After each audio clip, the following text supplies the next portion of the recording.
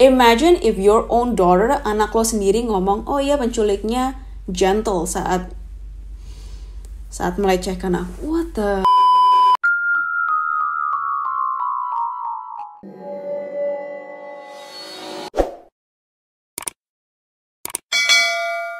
Bada bing, bada bu. Hai bestiana-bestiani, apa kabar semuanya? Semoga kalian baik-baik aja. Selamat datang di channel aku, Monica Rachel. Dan buat kalian yang nonton yang dengerin dari Spotify, dari Don't Cross the Line, halo, apa kabar semuanya? Semoga kalian sehat-sehat aja.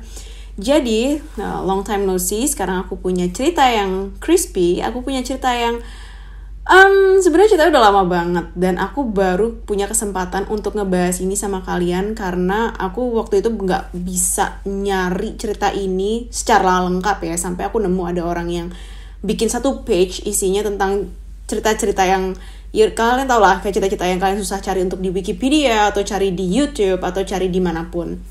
Nah, ini tentang cerita Mr. Cruel. Jadi Mr. Cruel ini sempat populer di Australia. Sampai sekarang sih masih populer. Sampai sekarang tuh masih most wanted ya. Orang ini tuh masih belum ketemu soalnya. At first aku merasa kayak oke, Australia adalah negara yang aman, sangat aman. Aku gak pernah dengar cerita-cerita tentang serial killer, tentang kalian tahu lah pembunuhan. Dan ini adalah kedua kalinya aku dengar sesuatu yang aneh dari Australia, karena di TikTok aku sebelumnya aku pernah ngebahas tentang Summer 10. Ya, itu adalah salah satu kasus yang nggak terpecahkan ya, belum terpecahkan sampai sekarang, dan itu terjadi di Australia. Nah, sekarang kita akan ngebahas si Mr. Cruel ini. Nah, ini sebut-sebut sebagai boogeyman-nya Australia. Kalian tahu kan boogeyman emang lebih terkenal, lebih familiar di Amerika, tapi disinilah kita kira menyebut adanya boogeyman di Australia, yaitu si Mr. Cruel ini. Tapi sebelum kita mulai cerita hari ini, jangan lupa smash the follow button on Spotify, subscribe button on my YouTube channel, and let's get into it. Jadi kita hari ini akan ngomongin tentang Mr. Cruel. Dia adalah pemerkosa berantai yang sangat terkenal di Australia, terutama di Melbourne. Ini kejahatan yang dilakukan tuh terjadi di akhir-akhir tahun 80-an sama di awal-awal 90-an. Awalnya dia memperkosa 3 orang gadis ya. Aku di sini ngomong gadis tuh berarti mereka masih sekolah dan mereka di bawah umur. Sampai akhirnya kisahnya menyeruak, membludak, orang-orang jadi tahu gara-gara dia melakukan pembunuhan terhadap Carmen Chan di tahun 90-an awal. Mr. Cruel ini sangat pintar, dia highly intelligent, dia juga sangat meticulous ya, dia benar-benar teliti saat melakukan tindakan kriminal yang dia lakukan. Dia juga terkenal sering meninggalkan red herrings. Jadi red herrings itu kayak semacam pengecoh untuk mengecoh polisi dan juga keluarga-keluarga yang menginvestigasi masalah ini. Modus operandinya, dia selalu menggunakan topeng balaclava. Jadi itu kayak semacam topeng ski gitu ya. Jadi cuma kelihatan matanya gitu. Topeng maling lah kita di sini ngomongnya. Terus dia selalu memakai surgical tape, medical tape. Jadi kalian tahu kan plaster medis yang biasanya kalian pakai, misalnya kalau kalian ke rumah sakit, kalian habis imunisasi, kalian selalu diplaster pakai plaster ini. Dan juga dia selalu memutuskan sambungan telepon di rumah korban-korbannya sehingga mereka nggak bisa ada yang telepon polisi. Jadi itu kayak memperlambat untuk pencarian ya, memperlambat investigasi. Tindakan pertama terjadi di keluarga. Kita sebut aja keluarga A karena mereka tidak menyebutkan nama asli ya, nama keluarganya. Terjadi pada hari Sabtu tanggal 11 Agustus 1987 di Lower Plenty di sebuah suburbnya Melbourne. Jadi Mr. Cruel dia bawa pisau dan senjata api. Sekitar jam 4 pagi dia masuk ke rumah keluarga ini. Keluarga ini tuh ada kayak 4 gitu isinya. Ayah, ibu, kakak yang paling tua, ini umurnya sekitar 11 tahun. Dan adik laki-laki yang berumur 6 tahun. Pertama-tama si Mr. Cruel ini masuk ke ke kamar orang tuanya dulu. Dia masuk, dia berpose sebagai seorang maling, dan dia ngikat si bapak dan ibu dari keluarga ini. Pakai kayak kawat tembaga gitu. Dia juga nutup mata dan mulut dari bapak dan ibu ini. Dan mereka dikunci di dalam lemari. Kalian bisa bayangin gak sih, dalam lemari kamar. Lalu si Mr. Cruel juga pergi ke kamar si adik, si anak yang laki-laki ini. Anak laki-laki ini diikat di ranjangnya, dan dia juga ditutup mata dan mulutnya pakai plaster medis. Barulah dia pergi ke kamar anak perempuan dan di sana dia memperkosa si anak perempuan selama 2 jam. Kalian bayangin 2 jam. Dan selama dia melecehkan si anak ini, dia nyantai banget. Ini orang tuh nyantai banget, kayak gak takut-takutnya sama hukum. Dia gak takut kalau misalnya si ayah dan ibu ini bisa membebaskan diri dan melaporkan dia ke polisi, bla bla bla. Dia gak takut kayak gitu. Dan selama dia melecehkan si anak perempuan, dia kayak jalan-jalan di sekeliling rumah. Dia bikin snack. Dan setelah dia selesai, dia ngambil mantel keluarga ini dan juga beberapa kayak rekaman CD, seakan-akan biar orang tuh percaya kalau dia adalah maling. Setelah keluarga ini berhasil membebaskan diri, mereka langsung ke rumah tetangga dan memanggil polisi. Mereka minta bantuan tetangga untuk panggil polisi. Pertama-tama polisi mikir, mungkin keluarga ini ada musuh, mungkin masalah pekerjaan, masalah orang tuanya, makanya anaknya kena imbasnya. Tapi setelah dilihat-lihat, tempat tinggal mereka tuh tempat-tempat tinggal yang biasa aja gitu loh. Biasa aja dalam arti kayak aman, orang-orang gak ada yang berbuat tindakan-tindakan kriminal, gak ada orang yang aneh-aneh. Jadi polisi bingung kenapa keluarga ini jadi target. Dan si anak perempuan yang tadi dilecehkan tuh dia memberikan kesaksian. Kalau selama dia dilecehkan sama si Mr. Cruel, dia mendengar kalau Mr. Cruel ini tuh kayak jalan-jalan di rumahnya dan menggunakan telepon keluarga ini. Di telepon, si Mr. Cruel ngomong sama orang di seberang, dia bilang, kalau kamu nggak mindahin anak-anak, kamu akan jadi korban selanjutnya.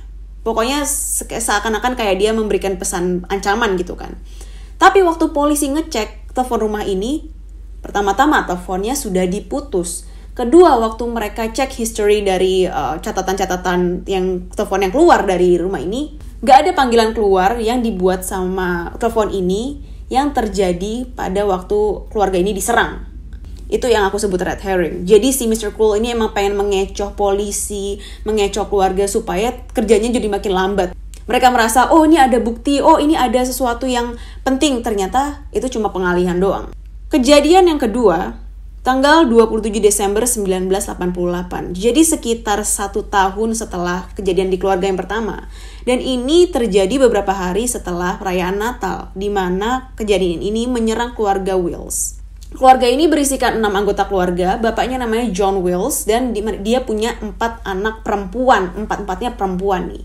Seperti biasa, seperti MO sebelumnya, modus operandi sebelumnya, Mr. Cruel masuk ke rumah ini. Dia berpose sebagai seorang maling, dia ikat bapak dan ibu dari keluarga ini, jadi si John Wills dan istrinya, diikat pakai kawat tembaga, mata dan mulut dari pasangan suami istri tersebut ditutup pakai plester medis. Lalu dia pergi ke kamar anak-anaknya, kamar anak perempuan, dan kebetulan banget ya, 4 anak ini tidur di satu kamar yang sama. Tapi dia nggak tertarik sama semuanya. Dia cuma tertarik sama satu, yaitu Sharon Wills. Dia panggil, dia bangunin Sharon Wills. Sharon Wills nggak boleh teriak. Kalau enggak, si Mr. Cruel ini bakal ngancam akan membunuh orang tuanya. Akhirnya Sharon pun comply, dia nurut. Dan Mr. Cruel ini ngambil beberapa pakaiannya Sharon dan mereka pergi. Jadi Sharon ini diculik. John, bapaknya, dia berhasil membebaskan diri. Dia langsung ngibrit ke kamar anak-anaknya. Dan dia patah hati banget saat tahu ternyata Sharon diculik. Awalnya dia berusaha untuk menggunakan telepon untuk menelpon polisi, tapi ternyata telepon diputus juga, sama seperti korban yang pertama, keluarga yang pertama. Akhirnya John pergi ke rumah tetangganya, dia minta bantuan, terus tetangganya juga telepon polisi, dan sambil nunggu polisi datang, John sama istrinya juga nyari-nyari Sharon di sekitar rumah. Kali aja Sharon ada di sekitar komplek tersebut, tapi enggak. Dan Sharon baru muncul 18 jam kemudian. Dia dibuang di depan SMA Baywater dan dia cuma pakai plastik sampah sebagai penutupnya. Dia nggak pakai pakaian yang lain. Waktu itu yang nemuin Sharon adalah seorang wanita, dan setelah dia tahu kalau Sharon itu adalah korban penculikan, dia langsung telepon polisi. Dia telepon juga keluarganya keluarganya Sharon Wills, ya bapaknya tadi. Waktu polisi dan keluarga Wills ini datang untuk menemui Sharon, there are a lot of things. Jadi pas Sharon ini di interview, ini kaget banget gak sih? Sharon bilang kalau si penculiknya ini orangnya gentle saat melecehkan dia. Imagine if your own daughter, anak lo sendiri ngomong, oh iya penculiknya gentle saat melecehkan aku. What the... Dia juga bilang kalau si penculiknya ini sangat caring, dia dikasih makan, dikasih susu, dikasih lemonade. Dan setelah Sharon ini selesai dilecehkan, dia dimandikan sebersih-bersihnya, giginya disikatin, dikasih benang gigi juga, dan dia juga disisirin. Baju-bajunya Sharon semuanya dibuang dan dia dibebet pakai plastik sampah dan dibuang depan SMA Baywater. Sharon juga bilang kalau selama dia disekap, dia mendengar ada suara pesawat terbang rendah di daerah dekat rumah, di dekat tempat di mana dia diculik. Alhasil, keluarga Wills ini udah parno banget. Mereka takut kejadian yang sama akan terulang sama anak-anak yang lain. Akhirnya mereka pasang sistem alarm. Mereka juga tidur di ruang tengah. Jadi mereka gak ada yang tidur kamar, semuanya ngumpul tidur di ruang tengah. Dan salah seorang tetangga juga ada yang ngasih anjing Golden Retriever untuk sebagai anjing penjaga. Walaupun menurut aku di sini agak pointless ya, karena Golden Retriever tuh dia ramah banget soalnya sebagai anjing. Lanjut, kejadian yang ketiga terjadi tanggal 3 Juli 1990 dan ini menimpa keluarga Linus. Jadi keluarga Linus ini adalah keluarga bisnis ya. Bapaknya tuh businessman. Keluarga ini ada 4 isinya. Yang pertama bapaknya tuh namanya Brian, ibunya namanya Rosemary. Anak yang pertama bernama Fiona dan anak yang terakhir bernama Nicola. Nicola ini yang nanti bakalan jadi korbannya. Jadi keluarga Linus itu sebenarnya asalnya dari Inggris, tapi mereka pindah ke Australia untuk urusan bisnis. Dan sebelum kejadian ini terjadi, mereka tuh sebenarnya udah mau balik lagi ke Inggris. Mereka mau balik lagi ke kampung halaman. Dan di tanggal 3 Juli tahun 1990 ini, Brian sama Rosemary lagi pergi. Mereka lagi pergi ke pesta farewell, pesta perpisahan mereka sendiri. Dan Fiona serta Nicola ada di rumah.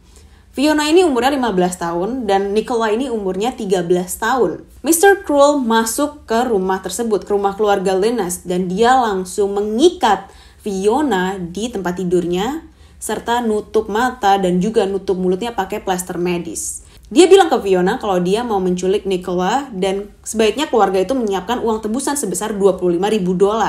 Ini tahun 1990, $25.000 itu sangat besar. Dia lalu juga suruh si Nicola untuk ambil baju seragamnya dan mereka cabut dari rumah tersebut.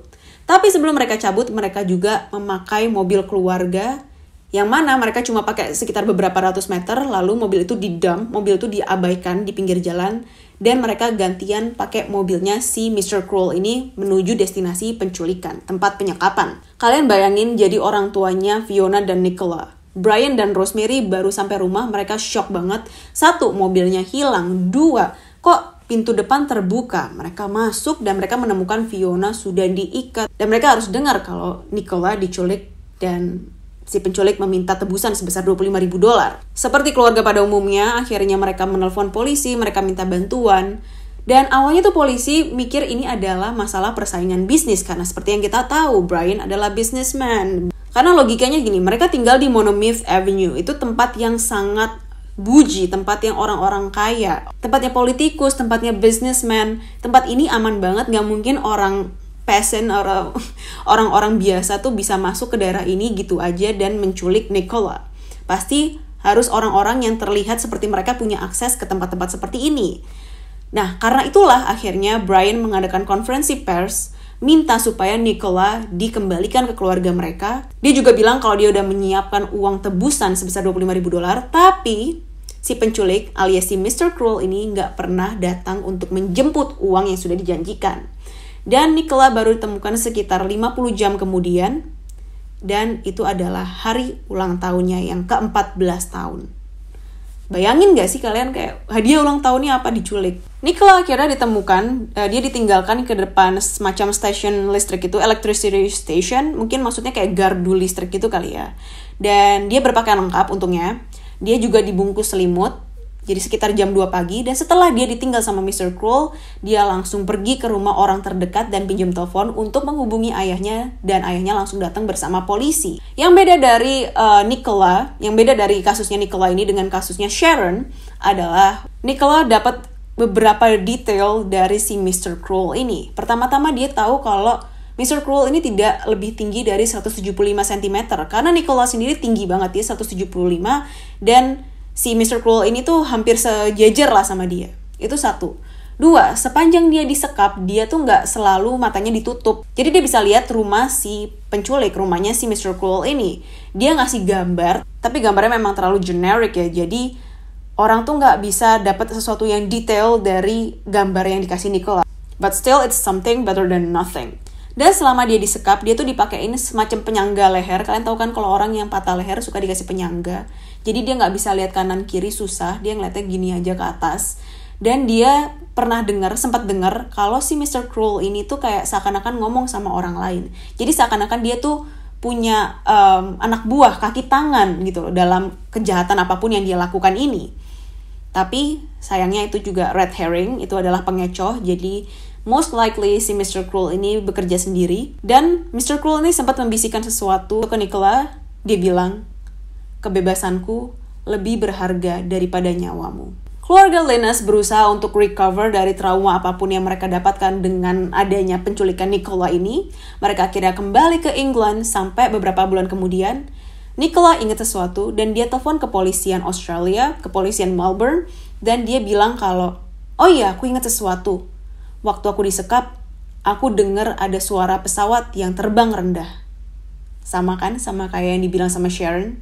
Final act-nya si Mr. Cruel ini, kejadian terakhir yang dilakukan sama Mr. Cruel terjadi tanggal 13 April tahun 1991. Ini menimpa keluarga Chen ya. Jadi sedikit background, keluarga Chen itu isinya ada berlima. Bapaknya namanya John, ibunya namanya Phyllis, dan anak yang pertama bernama Carmine. Mereka tuh imigran dari Cina, mereka pindah ke Australia, mereka bekerja keras dari nol kayak pom bensin sampai mereka akhirnya punya mansion, mereka punya 3 restoran, dan mereka juga investasi ke beberapa properti. Mereka tajir banget. Sama kayak keluarga Linus, mereka tinggal di tempat yang emang isinya orang-orang kaya, tempatnya aman. Jadi keluarga ini tuh gak pernah nyangka ini bakalan terjadi sama mereka. Jadi malam itu, waktu itu hari Sabtu, John sama Phyllis, mereka ada di restoran. Mereka kerja sampai larut malam, karena emang kebiasaan mereka kerja bisa sampai 18 jam sehari. Dan Carmen sama adik-adiknya mereka di rumah. Mereka nonton TV di kamarnya Carmen. Sekitar jam 8.40, mereka lapar dan mereka turun untuk bikin snack. Dan disitulah Mr. Cruel menghadang mereka. Jadi adik-adiknya Carmen semuanya diikat tangan dan kakinya, mata dan mulutnya juga ditutup pakai plaster medis, dan mereka dimasukkan ke dalam lemari yang dijegal sama kasur. Sementara itu, dia menculik Carmen, dan saat adik-adiknya berhasil untuk melepaskan diri, mereka langsung telepon ke orang tuanya dan telepon polisi. Jadi orang tuanya, John dan Phyllis, datang bersamaan saat polisi datang. Polisi langsung menginvestigasi sekeliling rumah, dan by the way, rumah ini tuh gede banget, ada gardennya, ada kebunnya, dan juga ada lapangan tenis, jadi agak sulit ya. Dan di driveway, di jalan masuk, mereka menemukan salah satu mobil mereka, ditulisi, Payback Asian Dealer, More and more to come. Balas dendam, dasar pengedar Asia. Nanti akan ada lagi. Terus dan terus. Dan at this point kita udah tahu lah yang mereka tulis, yang si Mr. Cruel ini tulis di mobil keluarga Chen ini adalah red herring kan, pengecoh. Dan menurut polisi, jadi si Mr. Cruel ini, si penculik ini masuk ke rumah keluarga Chen lewat dari lapangan tenis. Terus mereka masuk ke kebun dan masuk lewat pintu geser menuju dapur rumah keluarga Chen. Dan berdasarkan dari jejak ban mobil, si penculik parkir mobil sekitar 300 meter dari rumah keluarga Chen. Dan setelah 72 jam si Carmen gak ditemukan juga, gak ada tanda-tanda juga, akhirnya mereka bikin konferensi pers. John dan Phyllis bikin konferensi pers. Phyllis nangis-nangis sambil megangin bajunya Carmen, dan mereka kayak minta, please tolong balikin anak kita akan kasih apapun yang kamu mau duit kita siapin $100,000. Selain itu mereka juga kirim surat ke surat kabar. John ini nulis surat ke surat kabar, sebenarnya suratnya tuh untuk Carmen, tapi ditulis ke surat kabar supaya dipublish gitu kan. Dan di surat tersebut tuh banyak banget kayak kode-kode rahasia yang mana cuma Carmen doang yang tahu apa jawabannya dan maksudnya. Adik-adiknya Carmen juga bikin surat terbuka ke majalah, media, kemanapun, minta supaya Carmen please kamu pulang. Kita pengen diajarin lagi sama kamu, kita pengen dibantuin lagi ngerjain PR-nya. Dan ini semua gak ada hasil sampai berbulan-bulan. Dan yang sangat disayangkan di sini adalah polisi tidak memperlakukan rumahnya keluarga Chen ini sebagai TKP. Jadi banyak orang keluar masuk, barang-barang dipegang, bukti-bukti rusak dong. Keluarga ini desperate banget sampai mereka menawarkan $300,000 sebagai imbalan untuk siapapun yang bisa ngasih informasi keberadaannya Carmen. $300,000 tahun 1990, sekarang berapa coba? Banyak banget pastinya, gue gak mau ngitung, capek. Sekitar setahun kemudian, tanggal 9 April tahun 1992, Carmen ditemukan di Thomastown oleh seorang pria yang lagi jalan-jalan sama dogonya, sama anjingnya. Carmaine sudah tinggal tulang belulang doang. Dia udah jasad, dia udah meninggal. Saat pria tersebut telepon polisi datang, dibawa untuk otopsi segala macem. Akhirnya mereka mengesahkan kalau jasad tersebut adalah Carmaine Chen. Dia ditembak di kepala, execution style, dan diduga Carmaine ini udah tewas kurang lebih 1 tahun. At this point, polisi udah tahu ya, ini adalah kasus yang berkaitan satu sama lain, sama yang terjadi ke Sharon, terjadi ke Nicola, dan keluarga yang pertama. Dan polisi bingung kenapa kali ini si Mr. Cruel membunuh korbannya. Dan menurut Phyllis tahu kalau Carmaine ini orangnya sangat stubborn ya. Dia orang yang gue gak mau jadi korban gitu loh. Dia pasti memberontak, dia pasti ngeyel. Dan mungkin Mr. Cruel merasa kalau Carmaine ini adalah suatu inconvenience buat dia. Jadi dia membunuh Carmaine. Dan karena hal tersebut, dibentuklah operasi Spectrum. Jadi itu operasi yang beranggotakan 40 anggota untuk mencari tahu keberadaan Mr. Cruel. Ada 77.000 tersangka yang didapat, 10.000 tip informasi, dan 30.000 rumah yang diinvestigasi, dan habis sekitar $4 juta. Dari operasi ini ketangkaplah 70 orang yang terikat terhadap CP. Jadi kalau kalian mau tahu apa itu CP itu adalah child porn.